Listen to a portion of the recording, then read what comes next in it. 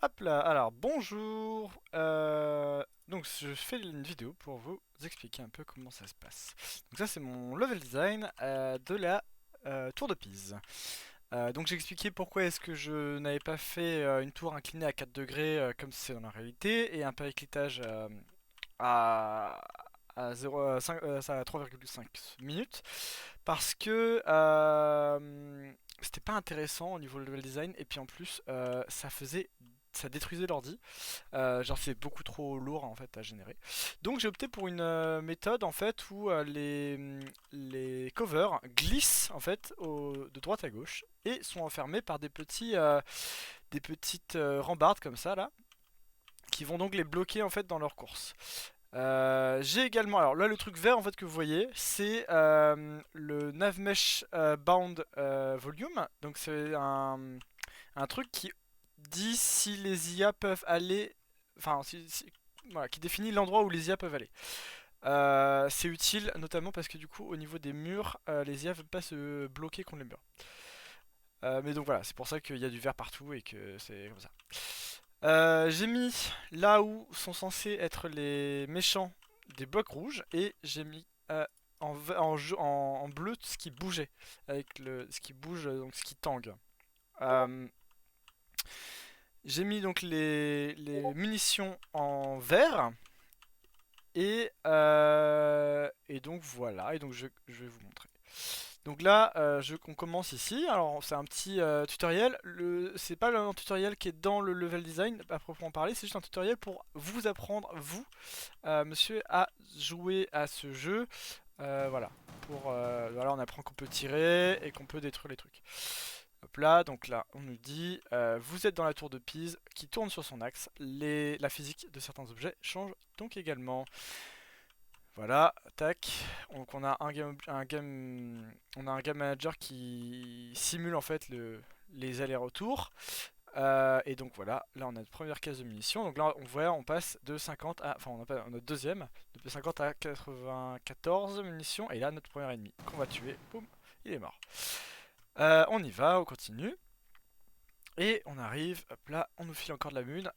L'idée c'est que vu que le fusil est un automatique, ça va assez vite le fait de perdre la munition. Alors moi je suis très très bon à ce jeu, c'est pour ça que j'ai tué très très vite. Non, surtout parce que là il n'y a pas beaucoup d'ennemis. Mais là il y en a un peu plus et là ça va être un peu plus technique. Si jamais, alors le but du jeu, évidemment là pour le test il y a 100 points de vie et en fait même à 100 points de vie on perd pas tous ses points de vie. Enfin même quand on perd tous ses points de vie on n'est pas mort. Et pareil le test fait que cette version test fait que les ennemis ils spawnent quand je touche les deux zones de checkpoint. Pourquoi? Alors là je recharge, tac, c'est 3 secondes de recharge je crois. Euh, Pourquoi? Parce qu'en fait ça c'est la route 1, donc on peut y aller comme ça, mais on peut aussi venir de par là et aller dans ce sens là, dans cette route. C'est pour ça qu'il y a un spawner, enfin il y a une zone de check s'il y a un spawn ici et une ici. Euh, voilà. Donc là, on arrive, il y a des méchants. Tac, tac, tac. Alors les méchants sont orientés déjà dans le spawn pour nous voir en fait en fonction de là où on arrive. C'est-à-dire que par exemple, si j'étais arrivé de par là et que j'avais fait ça, les méchants seraient, les ennemis seraient orientés dans notre sens pour nous voir directement. Doom n'étant pas un jeu d'infiltration, je vous apprends rien évidemment. Alors là, il y a un truc intéressant qui se passait. Donc, Doom n'étant pas un jeu d'infiltration, j'ai pas voulu faire un truc où les IA spawnent dans le mauvais sens et du coup on peut les avoir un peu par derrière. Alors là il y a un truc qui s'est passé, c'est qu'en fait il y a une IA qui a tiré sur son pote. Le Friendly Fire est autorisé. C'est pas une feature de Doom, mais je trouvais ça vachement marrant parce que j'ai pris vachement de temps à coder ces IA et donc les voir se tirer dessus, je trouvais ça particulièrement délicieux. Voilà, donc là on passe et en fait c'est de nouveau généré parce qu'il y a une zone ici. Alors pourquoi? Parce qu'en fait encore une fois on peut passer par là, il y a un chemin pour arriver par là et comme ça, hop là on combat quand même les ennemis, même si on est arrivé par là et surtout ils nous ciblent quand on arrive. C'est une ligne de code ou deux de changer ça, mais bon je l'ai laissé parce que ça me permettait de faire des tests et d'avoir plein d'ennemis tout le temps. Donc là on va arriver, alors là on peut sauter dans le vide, d'ailleurs c'est ce qu'on va faire, hop là et là ça fait spawner plein d'ennemis. Alors ces IA là elles sont un peu cons. C'est-à-dire qu'en fait elles nous ont vus là-haut et du coup elles vont nous chasser, elles vont essayer de nous chasser là-haut. encore une fois, les IA ne se voient pas entre elles. Donc elles ne se... Elles se bousculent en fait, elles se bousculent et du coup elles ont du mal à traverser à plusieurs des portes comme ça. Parce qu'elles se bousculent entre elles. Et que les portes, une porte mine de rien c'est pas facile pour une IA. Donc là il y a le petit secret. Un petit secret que j'ai mis en turquoise pour changer. Non pas pour changer mais pour faire ça. Donc là c'est du cover. Alors le cover pourquoi il est comme ça? Parce qu'en fait si jamais on saute de par là, on peut cover là. On peut se protéger ici. On va continuer, on va remonter. Tac par là. Hop là. Donc là on a déjà combattu les ennemis donc ils réapparaissent pas. Donc on continue comme ça. Tac tac tac. Ah là il reste un ennemi. On le tue facile. Et donc on va arriver là. Là il y a une petite caisse de munitions. C'est assez fourni en munitions parce qu'en fait encore une fois pour le test c'est mieux, c'est plus pratique. Ah il y a eu un petit bug. Il y a une IA qui a pas spawné dans le bon sens. Donc là on va passer une première. Donc là on a passé une première zone de détection. Donc on arrive, on leur pète la gueule. Et en fait là on va passer là-bas, on va passer une deuxième zone de détection qui va nous. Tac. Encore une fois, c'est pas une volonté de game design, c'est juste que les contraintes techniques m'ont forcé à faire ça. Donc là, on a battu tous les ennemis, et ben on peut aller valider le niveau qui va. Alors je sais pas d'où ils viennent eux. Tac tac tac. Ils ont dû se perdre. Et hop là, on valide le niveau et c'est fini. Donc, je sais que vous évaluez pas du tout la technique ni le code, mais j'ai tenu en fait à faire ça de cette manière-là parce que du coup, ça me permettait moi de tester en temps réel en fait mon level design. C'était plus pratique pour moi et vu que j'aime beaucoup la programmation, eh ben, en fait j'ai fait les deux. Voilà. J'ai fait les deux, et donc j'ai fait tout ça à la main. Et ça m'a permis de checker en fait un peu ce que c'était que les IA. Donc je sais pas si vous. Donc là en fait bon. Ça normalement c'est une seule zone de spawn. Hein. C'est un seul pack d'ennemis. Mais c'est juste qu'en fait j'ai été obligé de faire comme ça parce que euh, le joueur il peut tomber par là, tomber par là, tomber par là. Parce qu'en fait la zone de détection elle va pas aussi loin. Il peut arriver par là. Donc là il y a une zone de détection ici. Voilà. Il y a une zone de détection ici qui appelle des ennemis là-bas. Il peut arriver. Donc arriver par là on a déjà vu. Il peut tomber par là. Il peut tomber par là. Et c'est déjà bien. Et en fait, du coup, c'est pour ça qu'il y a plein de trucs là, comme ça, et c'est pour ça qu'il y a plein d'ennemis qui ont spawné.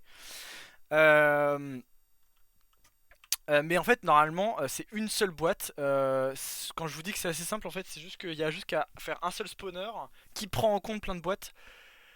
Mais c'est un peu galère, c'est un peu chiant à faire, donc j'ai fait ça comme ça.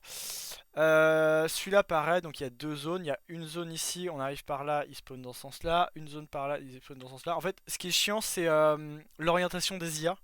C'est-à-dire qu'en fait, dire quand je passe cette zone-là, regarde-moi là comme ça, c'est assez dur mine de rien. Enfin, c'est dur, c'est long et c'est fastidieux. Il y a beaucoup de tests, beaucoup de debug à faire. Voilà, donc là pareil, en fait il y a deux zones. Là il y en a qu'une. Euh... Oui ça, là il y en a qu'une. Parce qu'en fait on suppose que...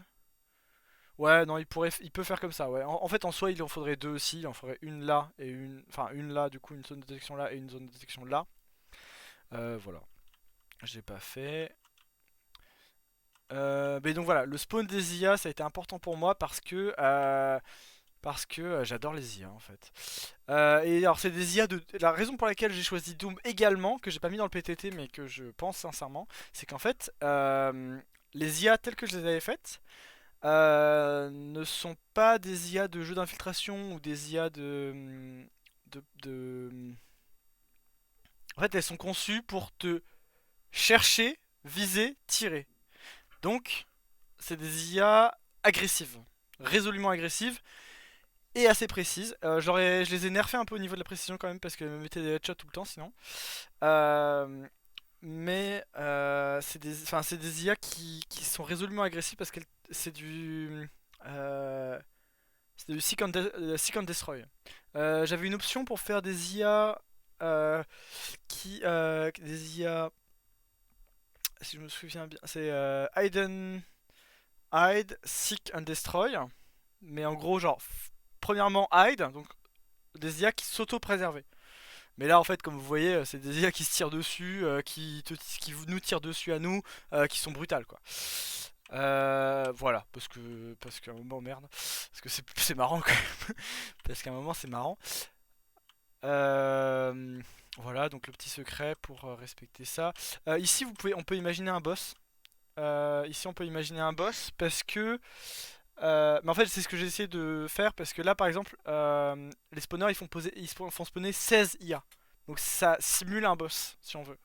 Mais ici, on peut clairement mettre un boss, un cacodémon un peu vénère ou un truc comme ça. Ou comment il s'appelle? Le Nemesis dans le dernier Doom. Donc ici on peut clairement mettre un boss. C'est pas du tout déconnant puisque ça protège en fait une zone qui est à capitale parce qu'elle protège le secret. Voilà. Euh, donc j'ai mis des screenshots. Je vais sûrement peaufiner encore un peu et puis bah voilà. Merci d'avoir regardé la vidéo si vous l'avez regardé et puis merci quand même si vous l'avez pas regardé.